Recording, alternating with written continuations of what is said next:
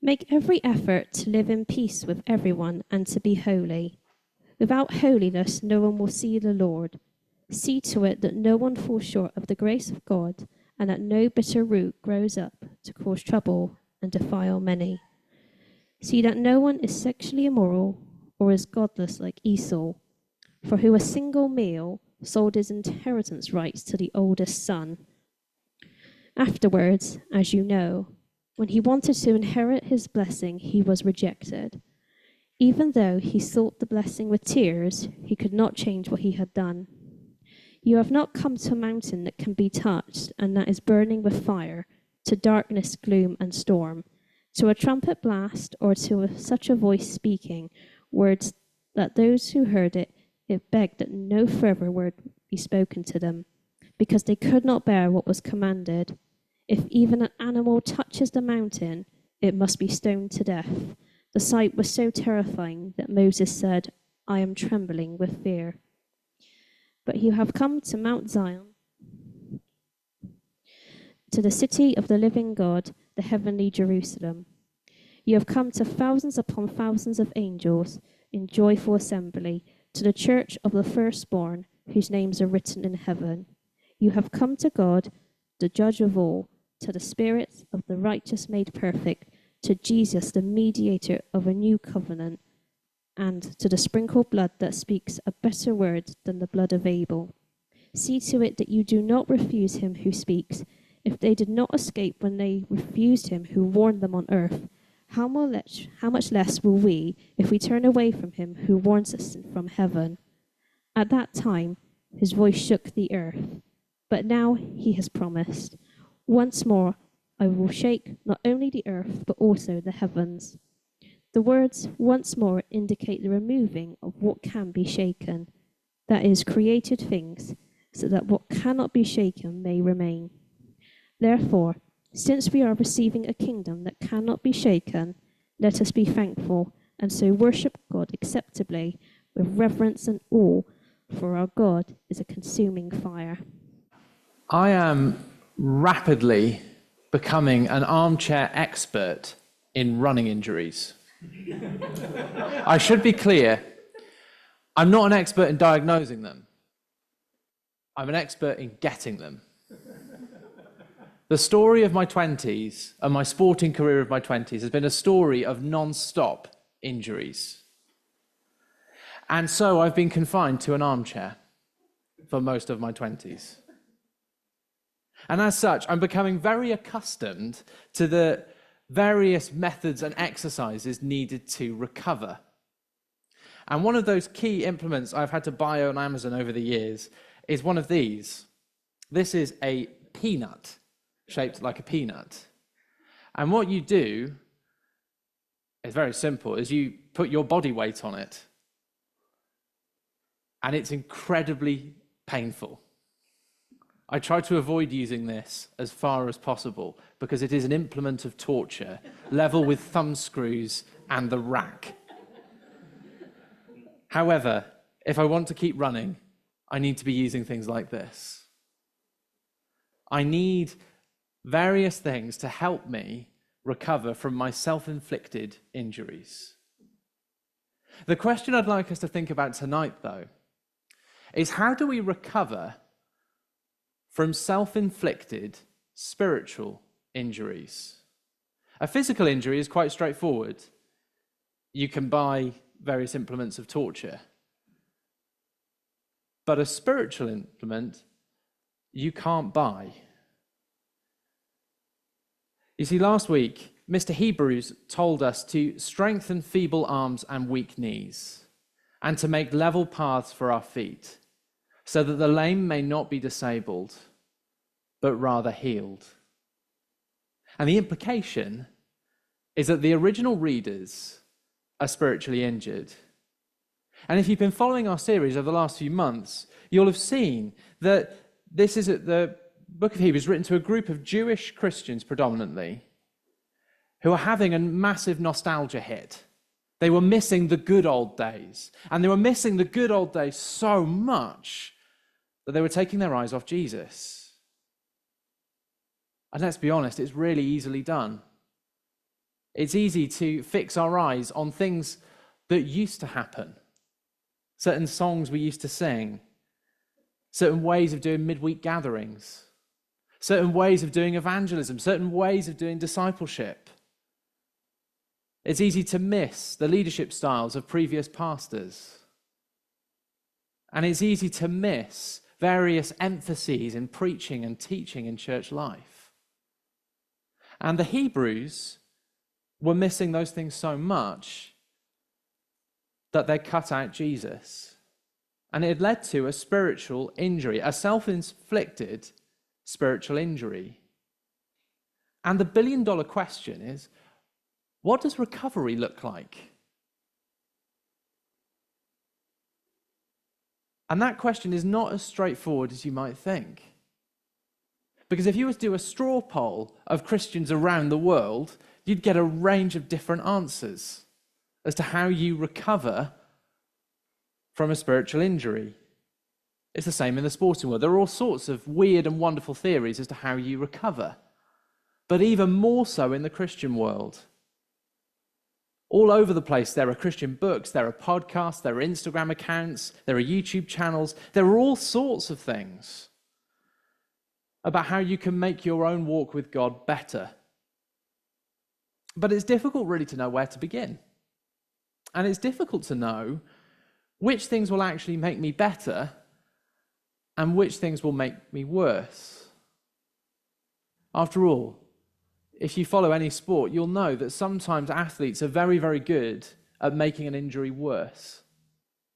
You've all seen the player who's come back onto the football pitch a little bit too soon and has had to go off after a few minutes. What does spiritual recovery actually look like? What does moving forward in Jesus actually look like? And the end of Hebrews 12 and into chapter 13 are an answer to that question. And so this week we're going to look at the first bit of that answer. And as I was studying it, I was really struck how central other Christians are to our recovery. Moving forward in Jesus is a group exercise. It's something we all do together, not as simply as individuals. Spiritual strength and spiritual recovery are connected to community, to the local church. It's very possible, of course, to come to Jesus without a church. I'm sure a number of us in this room became Christians in our bedrooms, in a quiet place on our own. But it's nigh impossible to move forward with Jesus long term if you're disconnected from some sort of church, some sort of community. And in this passage, we're going to see that moving forward in Jesus has four components. First, chasing together. Second, seeing together.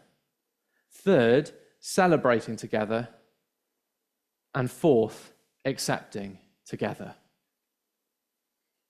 First, chasing together. Verse 14 begins, make every effort.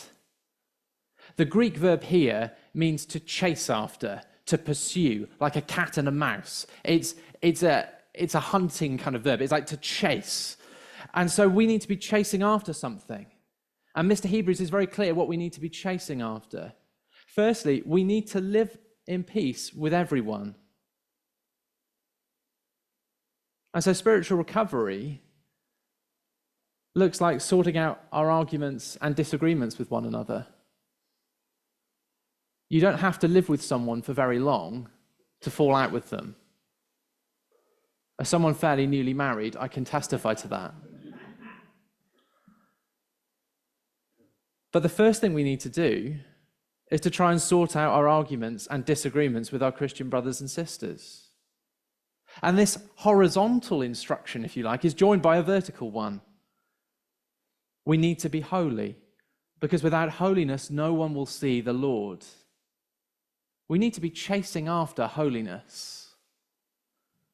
Now, Mr. Hebrews here is assuming that if someone is genuinely a Christian, if someone is genuinely born again, if someone has come to know Jesus and is trusting in the blood of Jesus, then they will be chasing after the best possible relationship with Jesus. And that means focusing on killing the remaining sin in their lives. I wonder how that's going. Just this evening, I've been reminded just how much sin is in my own heart. But moving forward in Jesus means chasing together, living in peace with each other, and being holy. Killing the sin that we constantly fight day after day. But spiritual recovery is not simply a matter of chasing together. It's also a matter of seeing together. And you see that in verses 15 to 17. See to it. Now, this is for the kind of the nerds in the room. The Greek verb here is linked to the Greek noun we translate into English as elder. So an elder in the Bible is an overseer. This verb, see to it, is connected. And in the first instance, this following bit applies particularly to the elders in the room. And I can see a few dotted around. But it also applies to all of us to some extent. And so there's a list. See to it that no one falls short of the grace of God, and that no bitter root grows up to cause trouble and defile many.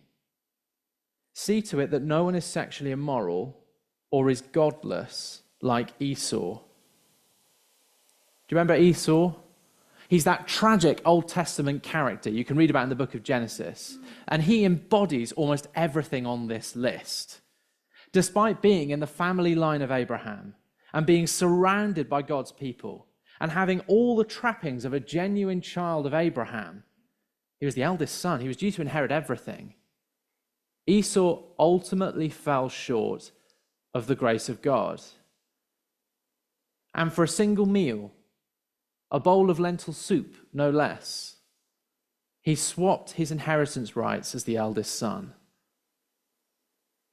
Genesis tells us that Esau was sexually immoral, having 3 wives, and he caused enormous trouble for his family, for Isaac and Rebekah, his parents. He was a bitter root that led hundreds of people away from the living God, defiling many. Esau is the ancient equivalent of an unbelieving church member, a non-Christian who is a regular part of church life. And it's far more common than we think. One of the jobs of a church, particularly the job of an elder, is to watch over fellow brothers and sisters in the Lord. It's not about shaming people into some kind of formal morality. Rather, it's constantly showing people Jesus and then connecting all of life to him. And if Jesus is truly at the center of our churches, at our communities, then the Esau's within it will do either one of 2 things. Either they will come to know Jesus and no longer fall short of the grace of God, or they'll move towards the margins. Because whenever the gospel is preached, those are the 2 movements that people make. We need to be praying that no member of our churches ends up like Esau. Afterward, as you know, when he wanted to inherit this blessing, he was rejected.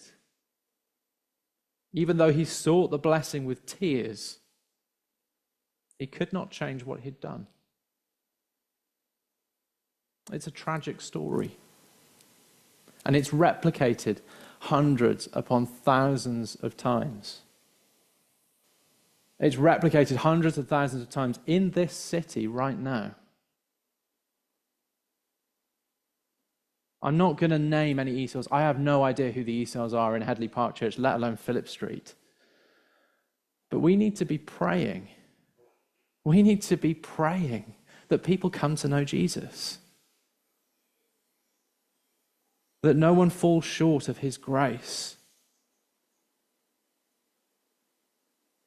We move forward in Jesus by chasing together, by seeing together, and also by celebrating together.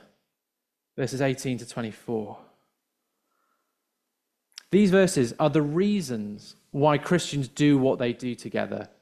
And Mr. Hebrews compares our situation to two scenes in the Bible. And the first is Mount Sinai, where the Old Testament Israelites gathered to hear the law. And you can read about that in the book of Exodus. And the key point he's making by this comparison is, you're not here. You are not at Mount Sinai. And as you read the description, thank goodness. Look down at the text. It looks terrifying, burning with fire and darkness, gloom and storm. It sounds terrifying. There's this enormous trumpet blast. And there's a voice speaking words in such a way that people begged that no further word of that voice be spoken to them. Imagine a voice so scary that you couldn't hear it. That is what the Old Testament Israelites faced. And it actually was terrifying. They could not bear what was commanded. If even an animal touches the mountain, it must be stoned to death. And the sight was so terrifying that Moses, even Moses, the man of God, the servant of God, the one who actually ended up climbing up that mountain, said, I am trembling with fear. Thank goodness we have not come to Mount Sinai. It's one of the scenes in the Bible I would never want to see. There are some scenes in the Bible I'd love to see. Sinai is definitely not one of them. You see, Sinai is the place where the otherness, the holiness of God is most felt. At Sinai, sinful humanity can only quake with terror as it fears being found out and zapped. Friends, we don't do what we do for fear of being zapped, for fear of God's wrath. We shouldn't be meeting together out of fear, because our situation is actually more like another scene in the Bible, a far better one. You can see it in verse 22. You have come to Mount Zion, the city of the living God, the heavenly Jerusalem. Zion in the Bible is a place of joy. It's a place of belonging. It's a place of celebration. It's where the intimacy of God was most felt by his people in the Old Testament, because Mount Zion was where the temple was.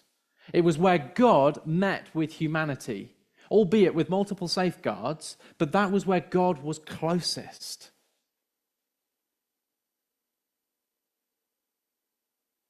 And this Mount Zion is even better than that Mount Zion. Do you notice? It's called the heavenly Jerusalem. Mount Zion was the highest point is the highest point in the earthly Jerusalem. The heavenly Jerusalem, even though it is unseen, is even more real than the one you can fly to, but that's not recommended these days.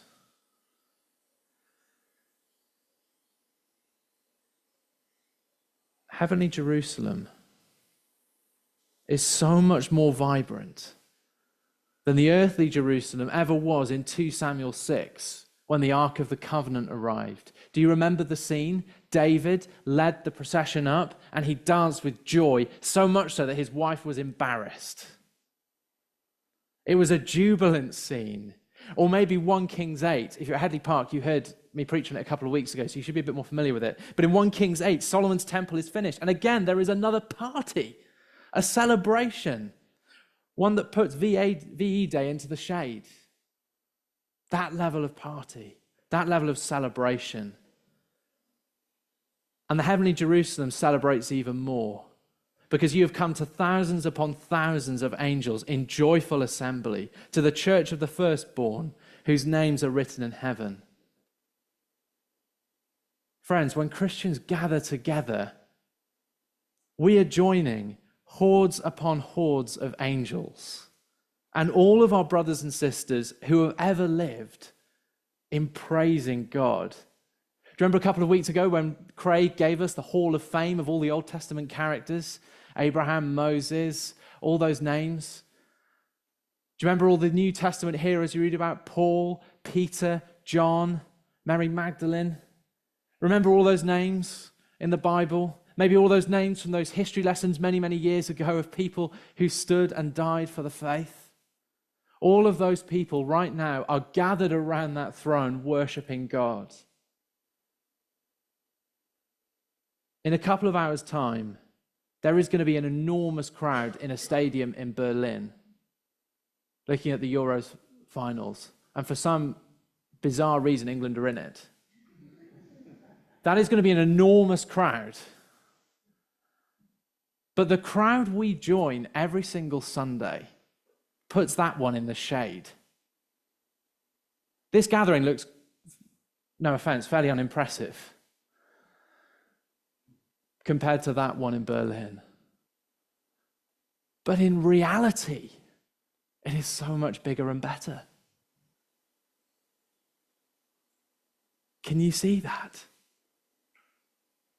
We've come to God, the judge of all, to the spirits of the righteous made perfect.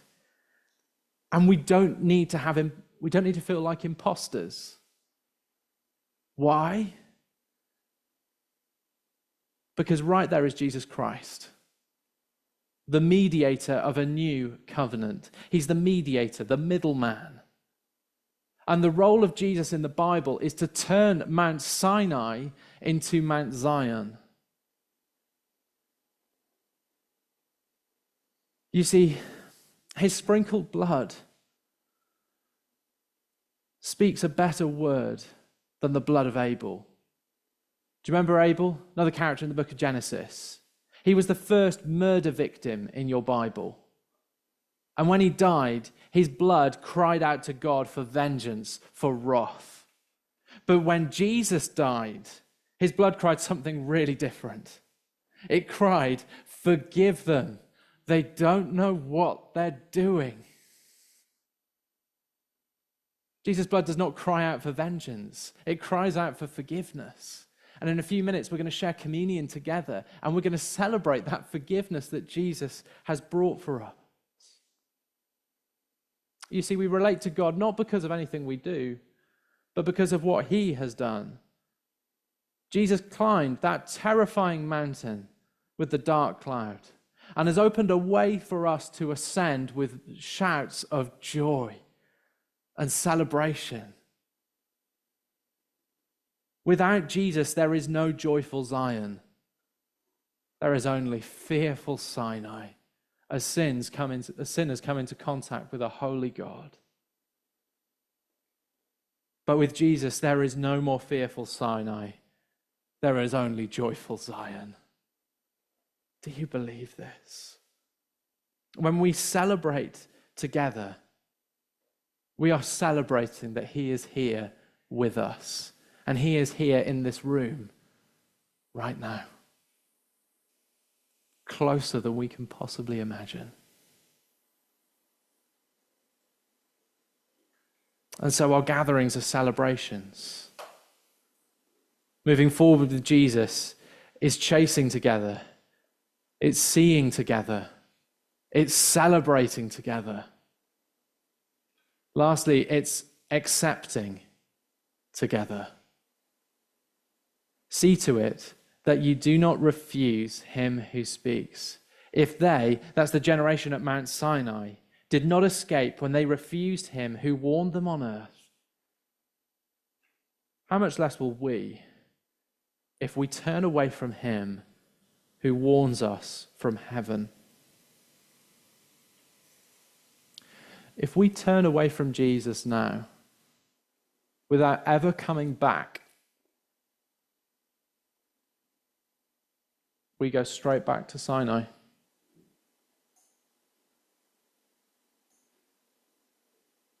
if we ignore him, if we push him away, we become the Sinai generation. We become another Esau. We will die apart from God and apart from his rest. Do you remember the Sinai generation? None of them made the promised land, not even Moses. Only 2 did, Joshua and Caleb. And that's because they trusted God even when no one else did. Everyone else died without ever seeing Mount Zion. And that could happen to us too if we move away from Jesus, if we don't stick with him. There's a serious warning in the book of Hebrews. When God spoke at Sinai, his voice shook the earth. But now he has promised, once more I will shake not only the earth, but also the heavens. Here, Mr. Hebrews is quoting Haggai. And this shaking is the coming of the Lord's glory. Haggai here, broadly speaking, is talking of every time the Lord comes. And there are multiple layers to this. There's the coming of the Lord into the second temple of Haggai's day. There's the coming of the Lord at Christmas, the coming of the Lord at Pentecost. And there's also the final return of Jesus. And I think Mr. Hebrews here is focusing primarily on that final return. The words once more indicate the removing of what can be shaken. The final shaking will filter out the fallen, temporary things of this earth that are apart from Jesus.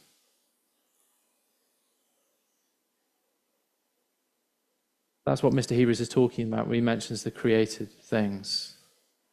It's like a baker sort of sieving out their flour. It's like a prospector sifting for gold, so that what cannot be shaken may remain. And then it will be remade into something infinitely more glorious. As that heavenly Mount Zion